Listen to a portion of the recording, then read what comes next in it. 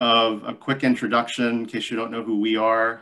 We are a Cambridge business. We're in North Cambridge. We're a boutique immigration firm, which means we just do immigration solely and exclusively. We have 3 attorneys with a support staff of 3. So we're small and very nimble. We've been in business for over 30 years since our founder, Alan Pampanin, started his practice. Within immigration, we specialize on the employment side, employment-based work visas, green cards.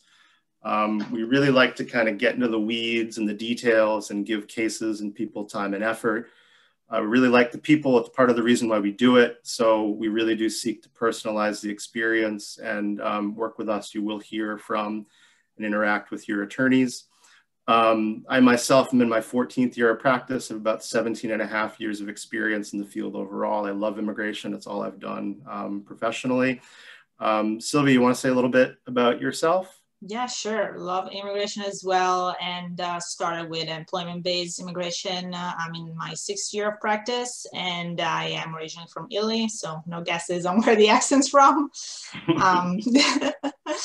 And yeah, I can go ahead and start the presentation. All right, so just a little bit of an outline, topical in terms of what we're going to be covering. We're going to start with the H-1B cap, right? Highly relevant if you manage immigration for your business. You turn the page and you enter the new year, or you're looking forward to that at the end of the year. You're thinking about the H-1B cap. This is kind of the time of year that you know, we deal with this, and that's why we're happy to do this. It's a very timely presentation to receive. 2020 saw many procedural changes impacting the H-1B cap, largely beneficial. We're going to give you some winning strategies to build successful petitions after your case is accepted. You want a little bit more than that. You want to get it approved. Easier said than done. These days, we'll dig into the toolbox and kind of get into that. There are some proposed new changes for 2021. Those on the whole, not so good. Sylvia's going to get into that. Then we also have some change with respect to prevailing wage, both past and future. This was a big tidal storm in the fall. Prevailing wages went up precipitously. We did a presentation on this in October, if you were a part of it. That subsided, but it's also kind of been revived. So Sylvia's going to get into that as well. I'm going to talk a little bit about public charge and the declaration of self-sufficiency, which fortunately is dying out. And we'll have some more updates for you, including a broad reform proposal that's supposed to be introduced tomorrow, actually. So we'll get into that. The little bit of detail that's known about it, I got a few points that I can share. So 2020 H-1B cap procedural changes. This had been proposed a long time ago, but we finally got electronic registration, a change to how the lottery was conducted. If you've been part of immigration for a while, you'll remember, quote, in the old days when we had to build and assemble complete petitions, LCA, all the forms, all the supporting documents. We had this mad dash to the first 5 business days of April to file all this paperwork. And then, over time, we would learn, did we win the lottery or did we not? Well, they streamlined it. And there now is this registration process, which is much more streamlined. It's much less heavy lifting. You complete a couple of forms. It's interactive between the law office and the employer. You make a couple of certifications, comes back to us, we pre-register you and you're good to go. So it's quicker, it's less time consuming, it's therefore cheaper. The government filing fee, in fact, is just $10. And it's a much more intelligent way to do it. So that was kind of like a nice change that 2020 brought.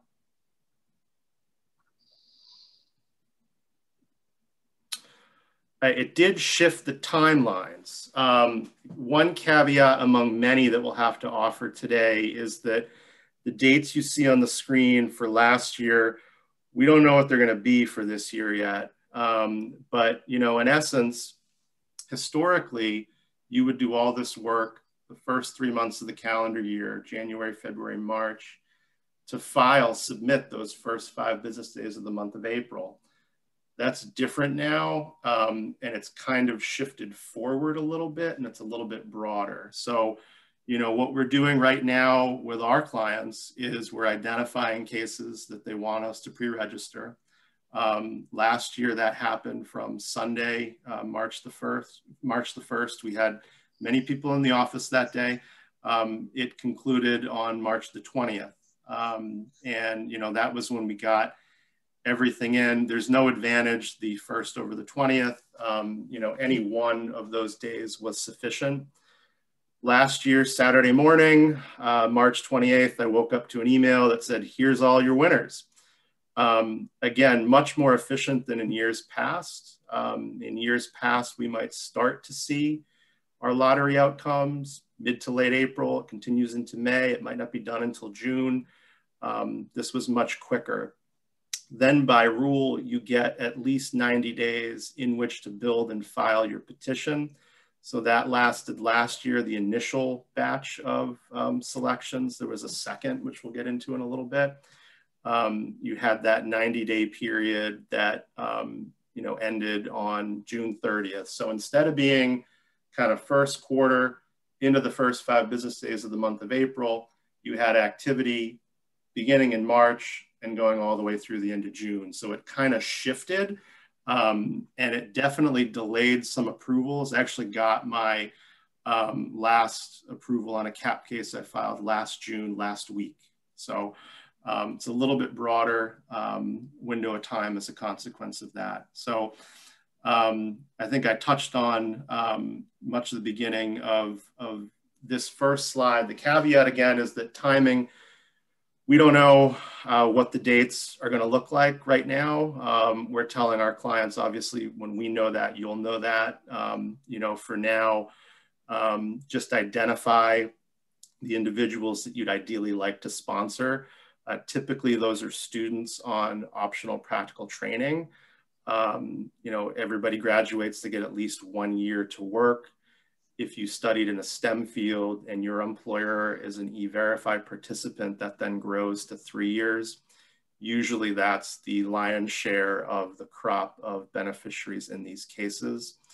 The second caveat that I have on the screen is that within the regulatory scheme that created electronic registration, the government has the discretion to decline to use the registration process. And in 2019, they actually did that. It was so new that there wasn't enough time to roll it out. So they delayed it a year. And in 2019, fiscal year 2020, we had kind of one last year like the old days. And then last year, registration was here and it changed. Any given year, it could be different. And I think that's important to bear in mind because there are, as Sylvia's going to get into, there are a lot of additional proposed changes that could be coming this upcoming year. Mindful that with the change of administration that's happening tomorrow, how they're treating things called midnight regulations, we'll get into that. A lot still right now is unknown. So I mentioned earlier, this was new last year as well. For these slides, I was trying to kind of focus on, you know, with the potential for so much change, 2021, fiscal year 2022, I was trying to focus on what we learned last year that we will see again or that we may see again. Second round of selections. You know, we got all of these successful lottery outcomes the tail end of March. And I had a lot of people contact me in April and say, hey, you know, I've heard that my registration remains active and that I could still get, you know, my case pulled. And at the time I was like, you know, sure, but, you know, I don't really want you to have false hope. It's new, like we don't really know what's going to happen. It actually did happen in the summertime. I think it was in August. We had in the office a handful of cases that weren't selected the first time that were selected the second time. Same thing, you know, then you get your 90 days to build and file. The second filing window lasted into November 2020. So it really, really just ended. And in terms of talking about how the registration process created this increased breadth over which these cases come together, this is a factor in that as well, you know, because you historically would just have those first 5 days to get all your cases in. With registration last year, electronic registration, you know, we got them all in the first 20 days of the month of March. We learned the end of March that many of them got selected. And then presumably based on the impact of COVID, companies having rifts, maybe people going home, maybe voluntarily leaving their jobs, there were a lot of cases, must have been a lot of cases in that first crop that just were not filed, and it created this second selection cycle, which we've really never seen before. So, you know, that's kind of another positive to enumerate that came out of the changes we saw last year. And as we look ahead to this upcoming year and future years, I think when people come back to me in April a little brokenhearted, I might be a little bit more positive based on what we saw last year.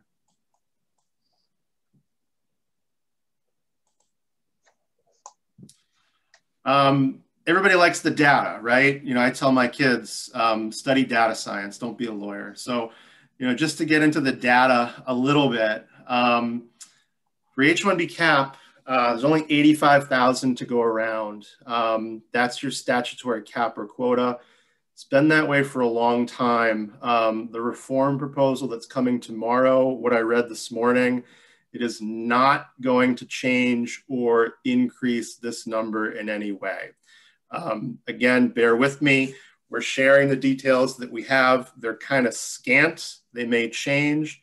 We don't know, but that's going to stay the same. And, you know, essentially year after year, really going back to the last time the market crashed, 08, 09, 2010, it's oversubscribed every year. And, you know, this gives you all the data to kind of visually see it, and also to see and focus on that fiscal year 2021, which is the work we did in 2020.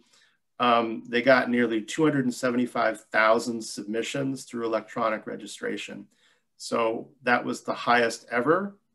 That was a 37% increase over the year before. And I think it shows that market demand for these 85,000 visas, it's not lessening over time, it's increasing. And, you know, maybe this does have to do with electronic registration as well, because your financial risk from an employer perspective to find out your lottery income, your lottery outcome, it's much less significant than used to be the case.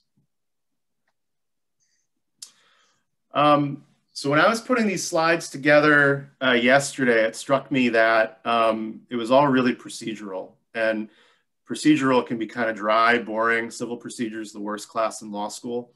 So I wanted to kind of segue into sort of giving some substantive advice or guidance to you. Your case is selected and you're all happy, and you know, your person who might be running out of OPT is overjoyed that, you know, they got what they need to continue their career and keep contributing to your company. But you still got to get the case approved, right? And, you know, over the last 4 years, easier said than done. So, you know, let's reach into the toolbox for a little while here. What can we do to avoid these nasty eligibility contests called RFEs? What can we do to avoid petition denials? And I'm just going to talk about 3 different things: what I call front-loading petitions, second, leveling up the LCA, and then maybe looking at whether we can avoid needing to use the H-1B program altogether, which it's not always going to work, but sometimes it will. So front-loading petitions, specialty occupation, for the most part, if you're going to have a problem today with an H-1B case, it's going to be on, does the job, does the occupation qualify as a specialty occupation? That came to be interpreted such that a bachelor's or equivalent in a specific specialty was required. So, you know, the art for us became, what more can we do on the front end to anticipate a specialty occupation problem and head it off at the pass before we have one? And you get these RFEs and you kind of learn lessons, and you develop some strategies you can use the first time around that make your cases smoother. Because, let's face it, you only want to deal with me once any given H-1B. You don't want to deal with an RFE. I also don't want to deal with an RFE. And I only want to pick up the case once, and I want to get it right the first time and get it approved the first time, which, to be fair, it doesn't always happen for anybody these days. But, these are hopefully some strategies that you could use, take back to your counsel, and see what more you could do to strengthen your cases the first time around. And the first point is career authorities. There are a lot of them, especially if you use these internet-based career authorities, study.com, learnhowtobecome.org. I did go through some of my records, a couple of my recent cases. These all come from cases of mine, and typically they're geared toward educating high schoolers, college students. What do you need to study? What kind of degree do you have to get if you want to be a software engineer or a biochemist? But really that dovetails well with the H-1B standard, because if you can articulate and document what is the normal pathway for entering the occupation, and it's consistent with that bachelor's or equivalent standard in a specific specialty, that's how you can win your case. So there's some government authorities here, but others are just good kind of online resources that we use very, very readily. I use my perm ads too. If you sponsor employment-based green cards, you're required to advertise the job in print. Well, in doing that, you have the opportunity to articulate your educational requirement such that it shows the role as a specialty occupation. Even if I haven't done this particular job for the corporate client that's filing the H, maybe I've done an analogous one, maybe I've done one that's similar enough. We'll look at the ads, we'll put them in. I actually define my perm ads in a greater degree of detail in this regard, strictly so that it benefits my corporate clients' H-1B practice. If it's a small team, maybe like 4 or 5 people, and we can get an org chart, we then sometimes will go to LinkedIn, see what the other people on the team have. And oftentimes, you can see, hey, like they all have master's degrees in cell or molecular bio. And that becomes good evidence you can use the first time around. I also usually edit and use a couple of documents that come into me on each H1 case I do. I try to create an in-house job description, again, showing that a specific bachelor's is required. I get an intake tool from my clients that says, yeah, we require a bachelor's in this or related. We use that. I sometimes use competitor or expert letters. I have a couple of companies that within IT do basically exactly the same thing. So I wrote one letter for one of them to sign to benefit the other, and vice versa. It's easy enough to do. Expert letters, you can outsource that. The product tends to be boilerplate. I don't really like it as much. But otherwise, what I find is, I might have some really substantially experienced in-house recruiters with my corporate client. And, they've made a living defining jobs and, determining what in the market is an appropriate skill set. So, I won't hesitate to write, a couple page letter for an in-house expert to sign in a generic way that I can use in all of my cases. And then, especially in IT, if the company has a proprietary product line, I try to leverage that. We want them to see that, this is not just a service-based company. This is a product-based company. There's no end client to whom this person's being farmed out. They're working on supporting these products. Here are our flagship 8 products. And it tends to work really well in a situation like that.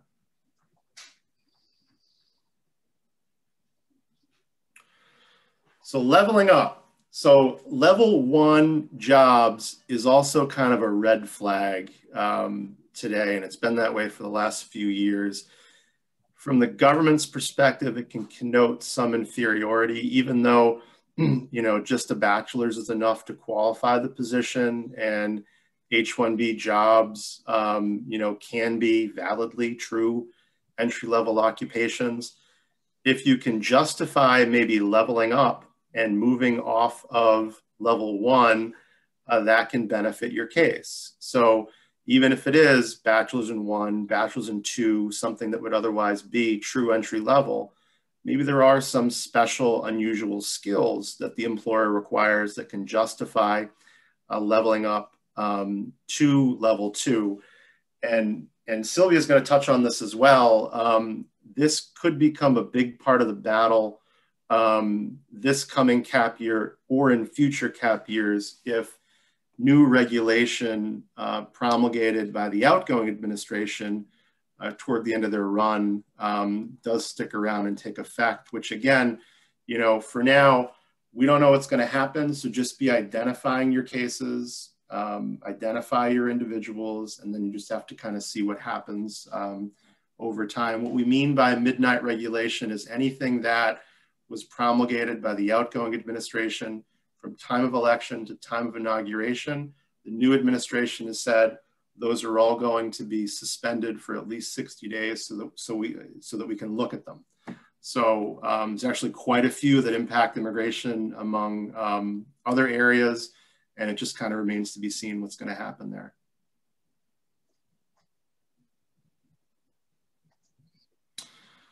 And then, do we even need an H? Commonly, I mean, you usually do. So, I don't want to make it seem like you can avoid it across the board and, be much smarter than everybody else, especially with India, China, the backlog countries. You really do need an H. But some other things we can look at, could we maybe do a perm to permanent residence as opposed to an H, or as an H-1B cap plan B?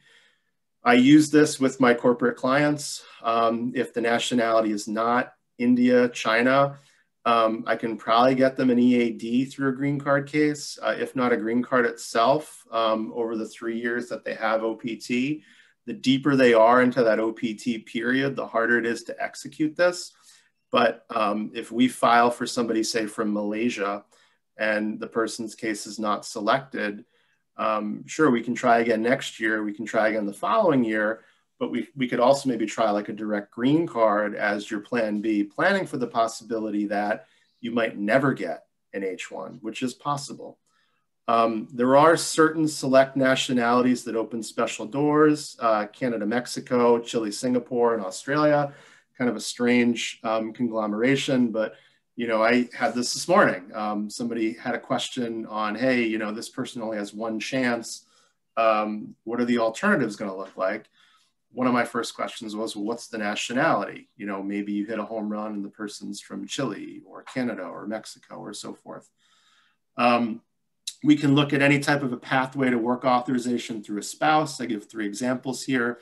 If the person's really, really extraordinary, we see this in biotech, maybe on an entry-level scientist level, people with PhDs, extensive authorship. Maybe we can do an O1, maybe we can self-petition a green card. And then sometimes we've had this in the office, as an alternative to an H1 or as your plan B, if you miss the H1B cap, if the person does have capital, depending on nationality, again, there has to be a treaty with the United States government, which is easy enough to look up. There's a book, you can pull it up in 2 seconds. Maybe they could do one of these E2s and kind of creatively get around an H1B cap problem that way. And at this point, I'm going to surrender the floor to Sylvia to talk about what is possibly coming up this year. So yes, perfect. As Sean mentioned, we don't know exactly what USCIS is planning for this year yet, and we assume that period of March 1st, March 20 could be the same period or around the same time that the new cap season will open. However, as soon as USCIS posts the information, we will be able to give you more details. The registration system will still be in place, and the same concerns as Sean mentioned that we had at the beginning of last year of the system crashing or whatever, of course, can still be there. But for now, let's just hope that the registration itself stays in place. And based on the rules that I have here coming up, I will explain a little bit more about them. We could need a little bit more information on the registration form compared to last year. So at this time, we have two rules that have been finalized, one for USCIS under the Department of Homeland Security and the other one for the Department of Labor. And they work in conjunction, let's say, at this point. But because these regulations are finalizing during that midnight regulation period that Sean just explained, likely they will be delayed. So the Biden administration has already declared that a memo is ready to be filed right after the inauguration tomorrow. And this will delay the implementation of every single rule, of course, not just immigration. There's been tons of rules that the agency have been issuing during these past couple of months. And last time that it was used, it was done for 60 days. It looks like the memo will also do it for 60 days, but the delay could vary, maybe hopefully a little bit more. We'll see. Additionally, we know that even if these regulations will pass, afterwards will actually be implemented and finalized, litigation will definitely happen. So far, if you've been updated with, especially with the Department of Labor prevailing wage rules, there's been a lot of back and forth, and there have been interim and final rules that were published, and litigation was able to stop them. Therefore, we don't have to worry at this time about all those. There's a few other methods. I'm not going into the details, but of course, Sean will mention this at the end. The Biden administration has a plan to, for like a legislative action to update, hopefully, the immigration laws. A lot of it is on the side of humanitarian family side, but hopefully there's something in there for employment-based as well. The Congressional Review Act is something that is seldom used, but it has been used by the Trump administration before, and thanks to the Senate now, hopefully, if needed, the Democrats could also use it, and this will allow them to just get rid of rules that are not in line with the current administration. So the main rule here that we're focusing on the H-1B cap season is called modification of registration requirement for petitioners seeking to file cap subject H-1B petitions. The system currently works in a random way. So the H-1B cap lottery, we file the registrations at the end of the registration period. USCIS puts everything into a computerized system, and a random selection is made. The new system will instead place the random factor into a wage level based allocation. And this is why it's important, and it goes hand in hand also with the DOL prevailing wage rules, because of course, companies need to be attentive to what they can actually pay the employee and sponsor and be equivalent to the requirements. The good thing here is that the wage level of the H-1B rule is not the same as the wage level that the H-1B in itself has to show. For people that are already familiar with LCAs, you know that based on the requirements of the position, you have to select a wage level based on the DOL requirements and 4-level wages. In this case, it's just a salary-based issue. So this rule, because it will be effective on March 9, also, as we mentioned, will be part of that regulatory freeze. So we may hopefully not need to address it. But you see also the timing here where March 9 falls in like just a little over a week after March 1st, which is the normal period that we've been using last year for the registration. So there are still questions if that midnight regulations freeze is not implemented, that this could affect it. Honestly, a lot of news outlet have reported that this memo is coming. So I think Sean as well, that that this rule will not affect this year's cap season, but it may affect next year's cap season because a new rule will have to be implemented to substitute this one once it goes into effect. The main point here is the selection of how the OAS wage levels work and what you need to present into this new registration method. USCIS has decided that under the Buy American, Hire American and hiring the brightest and the most paid people, that they wanted to update the registration process. And the only thing that at this time you have to provide under the registration system, so it's like the first part, the $10 registration that Sean described before, is just the OES wage level, that the proffered wage, so the wage that you're paying to your sponsored employee will be paid for. The SOC code, which is, if you're not familiar with it, the occupational code, that the Department of Labor provides, and you can find on the ONET, or and the area of intended employment. So the analysis needed, of course, is of all these three extra things that were not needed for the registration last year. But the only thing that, in case the registration form will require, in addition to all the same information that we had last year, is just the wage level that the employers paid, that the employees paid. So the interesting thing here is that if the employer pays an employee over a certain amount, and it can get confusing here with the wage levels, but bear with me, try to follow this. I have a couple of slides next that have some examples. So in this case, the wage level that we indicate on the registration is simply based on the offered wage, and it does not really reflect what the DOL wage levels are supposed to do.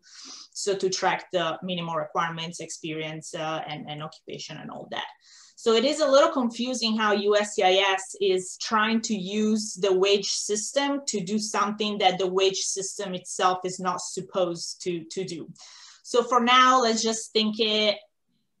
You need to know what the offer wage is. On our end, we'll calculate at what wage level it corresponds, even if the position itself does not correspond to that wage level. For the registration part, all that we have to worry about is the wage paid to the employee and that level, regardless of the position itself. And that's why, of course, the agency knows that the wage level listed on the registration can be different than the wage indicated on the LCA. And the caveat here is that, interestingly, it still says, okay, we can RFE, we can send you a request for additional evidence where you have to explain why this, this salary is above the wage level that you've indicated on the registration.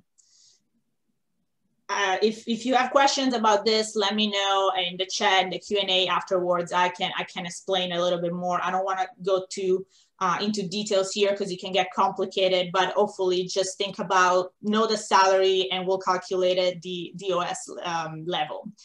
Unfortunately, this system is set up so that a level 1 wage could not really be selected under the registration in the lottery. USCIS will start from the level 4, and based on the table that we have here, which is taken directly from the rule that USCIS published, their own calculations show that no petitions that are registered and put into the lottery at a level 1 or below, and usually the below is addressed for alternative prevailing wage surveys, private surveys, none of those petitions or registration will be selected to actually be able to file then the full H-1B petition.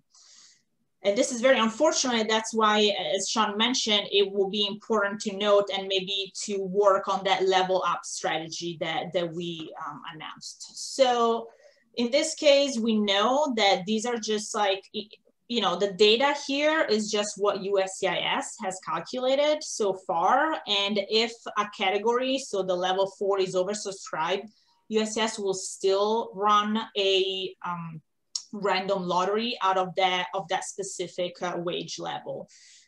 Interestingly, also, it does not really matter how much the person is paid at that level, as long as it falls into a level 4, 3, 2, or 1. The selection is not made based on how much the person is paid into that level. And of course, everything is calculated based on the area of employment. The other rule that also we will have to deal with, but should be part of that midnight regulations freeze, is the DOL rule, which is titled Straining Wage Protections for the Temporary and Permanent Employment of Certain Aliens in the United States.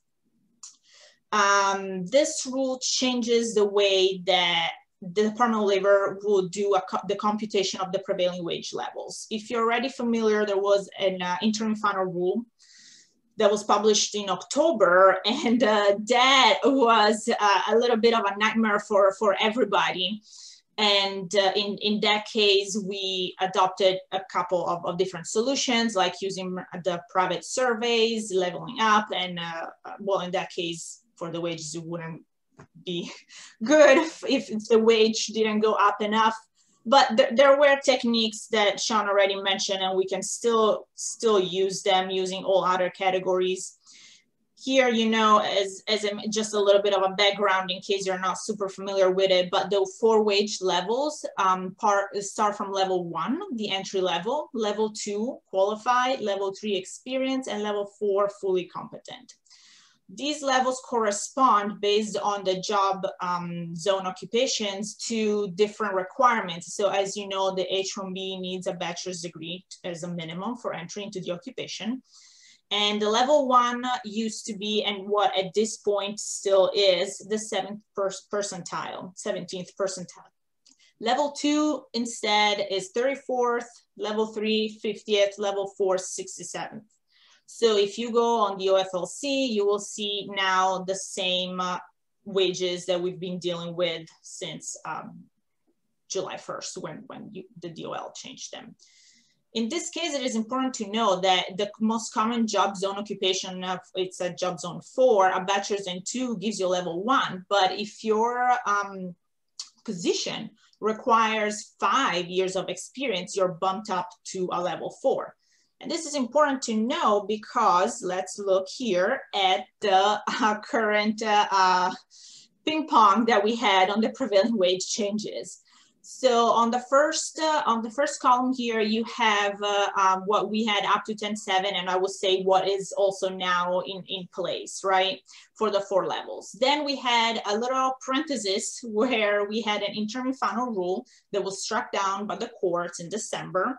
And this, as you can see, was a huge raise in the percentiles and the computation. So we had difference of even 30 to 40,000 for the same position, just under the new rule.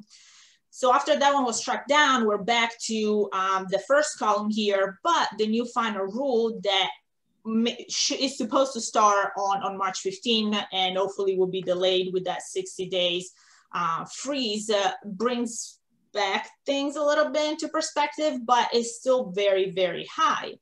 And a lot of issues that we had at the time of the interim final rule were that because the level 4 went up so much, a lot of the occupations, for example, did not have actual data from the Department of Labor itself. And we had a lot of, especially the managerial side, a lot of occupation that defaulted to 208,000. If I don't, yeah, 208, I think, Sean, right? Mm-hmm. Yep.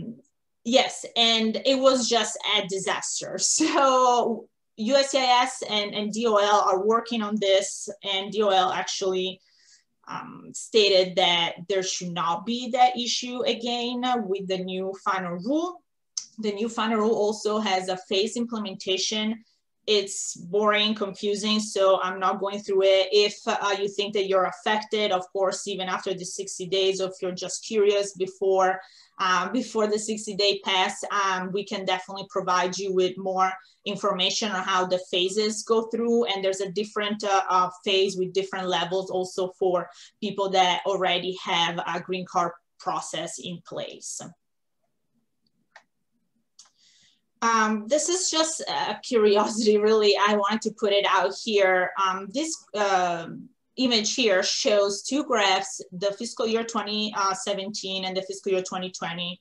We don't have yet a graph like of the data from fiscal year 2021, so last year. But you can see how in the first graph, we have a level 1 wage submitted as LCAs for H-1Bs at 35.8%. And just few years after that, we have level 1 wages submitted on LCAs for H-1Bs at 14.1%.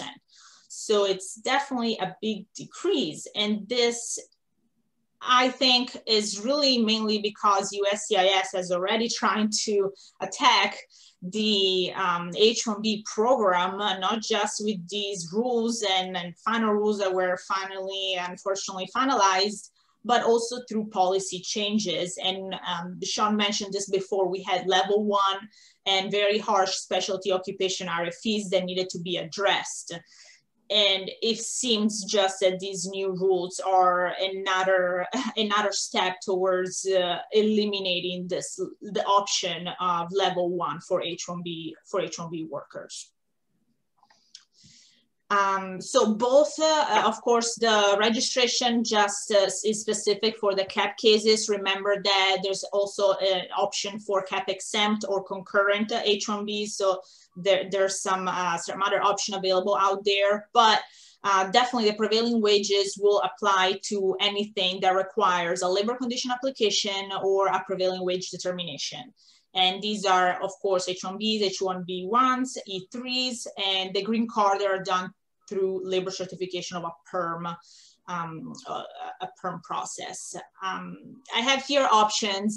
We had earlier this last year, actually, another seminar where we went into details. I wanted to report it here. If you have questions, of course, feel free to follow up on this one. And a little bit of this was also touched on by Sean earlier, but some options can be to revisit the position requirements to better align the wage and what we're trying to accomplish to file the H-1B and still be able to pay a normal salary to a foreign national and not have issues with your own internal requirements and policy for US workers. And in the use of all other categories, just under the SOC code that I mentioned earlier, we have additional categories where the Department of Labor has not put too much information into it because usually they are newer occupations and they're grouped into all other categories. And usually they have a lower wage compared to the main category. An example is a software developer compared to maybe a software, like an architect under the all other category. And the use of private wage surveys, of course, it will help when those prevailing wages go up. But remember now that if that new registration period, the registration method goes into effect for next year, then using a private wage survey really would put you out of the equation because it is at a level 1 or below. So that would not be wouldn't be a good option for a CAP case under that method. Just a quick summary. I have this here for you to just review. We will provide the presentation afterwards. I don't want to use too much time on this one, but these are still options that we can work on, work around, or you know, other possibilities for your employees. And I'm just going to leave it here because Sean also already mentioned a few of these earlier in the presentation. And back to Sean. All right. So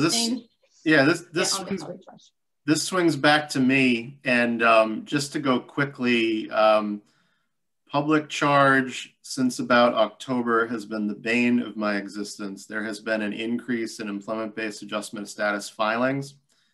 And this new form and this new rule was revived close in time to it. And it created a lot of work. There's a lot of new documentary and other requirements: English, education, income, credit, bankruptcy, public benefits, assets versus debt. Long and the short of it is, this was such a volatile introduced rule that it was subject to litigation and on again, off again injunctions the entire time it's been around. This is the last week that it is. As of Monday, through litigation, it's officially off the table. But in terms of providing updates on hot topics, with where we were with public charge in 2020, moving into 2021, it's certainly worth noting that this is now just off the landscape. And if you or your employees or anything were frustrated by it, I know that I was. I mean, we had adjustment cases that would be 2,000 pages because you'd need a licensed appraisal statement for the house. You'd need a credit report. You'd need all these tax returns, a year of bank statements. So voluminous from a documentation perspective, but as of Monday, it's all gone. Okay, so I have here just some additional updates, and they're just useful things to know. If you wonder, back in October, I think October 2nd was when a new fee schedule was supposed to take effect for USCIS. And this rule had a lot of things in it, mainly, of course, raise the prices for the government fee to file petitions and applications, and also alter premium processing time limits. This is enjoined, and actually USCIS has dropped the appeal, so there was a non-opposed motion to withdraw it, and we should not be worrying at this point about anything that was concerned in this rule. The premium processing fee, though, went up, and it was $1,440, and now we have it $1,500 for H-2B and R non-immigrant classifications, and $2,500 for all of the other eligible non-immigrant classification and some of the I-140s that allow for the premium processing fee. So definitely quite a big jump, but it is still 15 calendar days, and the expansion of premium processing to other categories is not yet available. And those included needed premium processing for I-539, so dependent change or extension of status, or B1, B2 extension change of status and all that. And also, for example, the EB1C, which is a multinational category, multinational manager category for the I-140. So all, and the NAW, the national interest waiver on the EB2 side. So all those at this point are still in limbo. So USCIS has the authority to change, implement that premium processing system, but at this time, there's nothing on it yet. So I have here these two rules, and if you thought that the registration and the DOL rules were confusing with 4 or 5 slides, I'm not really going to tell you how these are going to be. And it was interesting to read the full text, but I'm not going to bore you with it. Just know that there are two rules that should be effective in 180 days, so a little bit far out, and the USCIS rule will affect companies that deal with third-party placement arrangements. We see that a lot with IT, especially.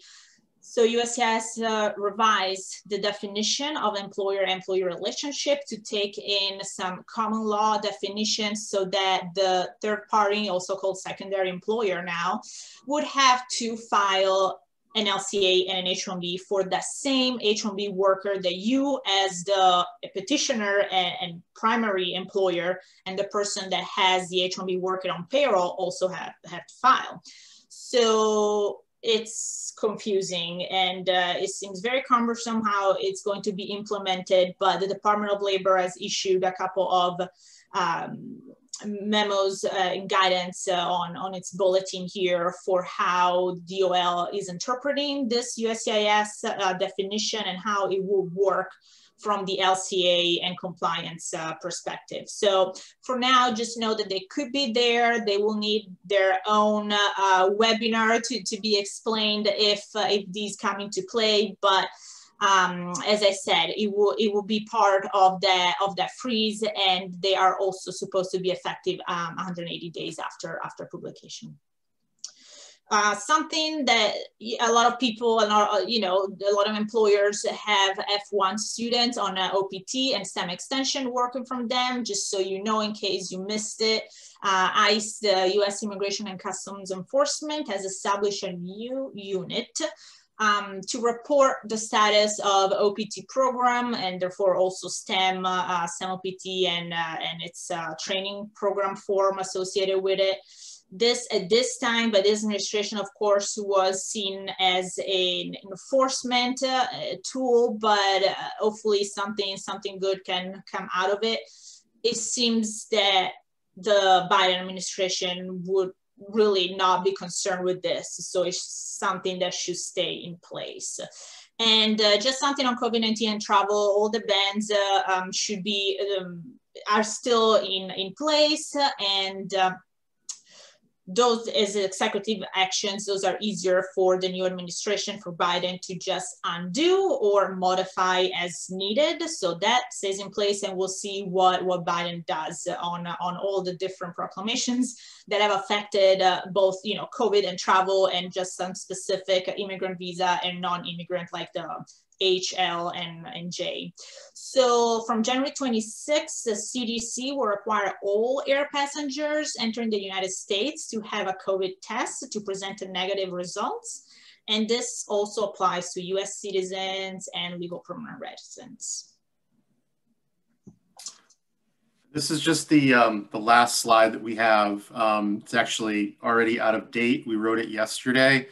It's not coming in the first 100 days. It's coming tomorrow, a federal immigration reform proposal from the president to Congress.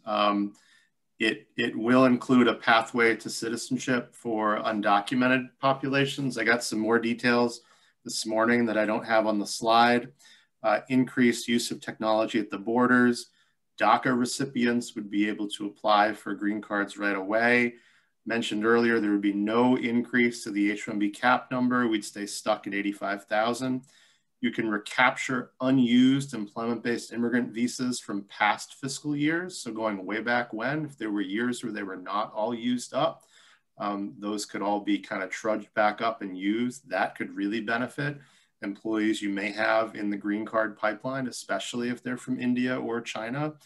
And this is a big one. So it would prevent derivatives from being counted against the per country green card limit. So currently, under the current scheme, if you have a family of 4, that's 4 immigrant visa numbers, 1 for the principal and 3 for the derivative family. This would change it such that it's just 1 that's counted. That concludes what we wanted to talk about. We had quite a bit to bring to you. There's always quite a bit going on with immigration. But in terms of what hot topics there are today, a lot changed last year, a lot has been proposed to change this year, and a lot changed as last year went along. So, thank you for participating in this with us. We're happy to take any questions, and we hope that everybody got a lot out of it.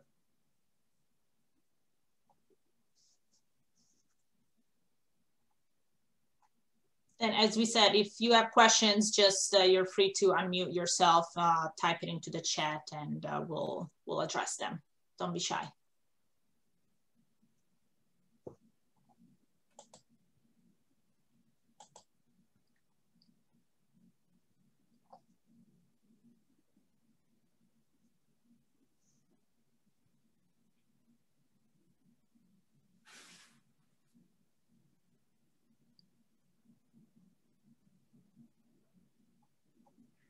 All right, we got a couple one. Thank you for following us through the presentation, the headache that we have to endure here with all the rules. Yes, so speaking of prevailing wage, Debbie Blackwood, the slides will be available through the chamber.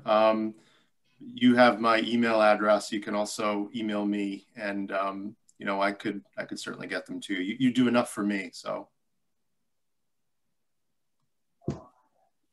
And Sean, do you want to address the service versus product? Go ahead and read it. So we have a question and it states, you talked about providing a service versus working on a product. If an employer provides a service, is there less of a chance of being approved as a specialty occupation? I think so, yes. I find that the IT companies in particular that are product-based, there's a lot more that we can leverage there. I think if it's more service-based, it's a lot more apt to be maybe a third-party placement scenario, or maybe more managed services. But yeah, I think I do see the service-based companies maybe not failing to achieve success, but maybe just having to work a little bit more by way of explanation. You know, what is the service? How specialized is the service? What, you know, types of IT products might that service entail, integrate, things like that. I think you just might need to be a little bit clearer in your sketch and maybe in indicating to the government, you know, what is the actual work that the person's doing, what's the work that you have for him or her in the pipeline, et cetera.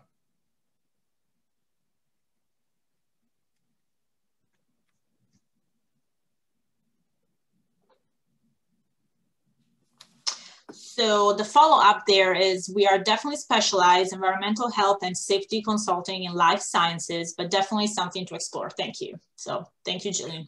Sure.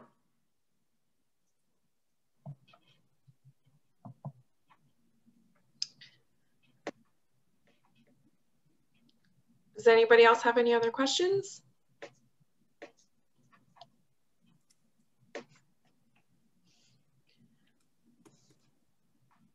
If not, we can go ahead and share the emails for PampaninFoster if you have any extra questions. We will be sending out this presentation through email later today. Thank you so much to Sean and Sylvia for joining us and educating us a little bit more on employment-based immigration. I hope you guys have a great day, and thank you for being a part of this. Thank you, Sydney, and thank the chamber. Thank you all. Thanks. Of course. Have a good day. Bye. Bye.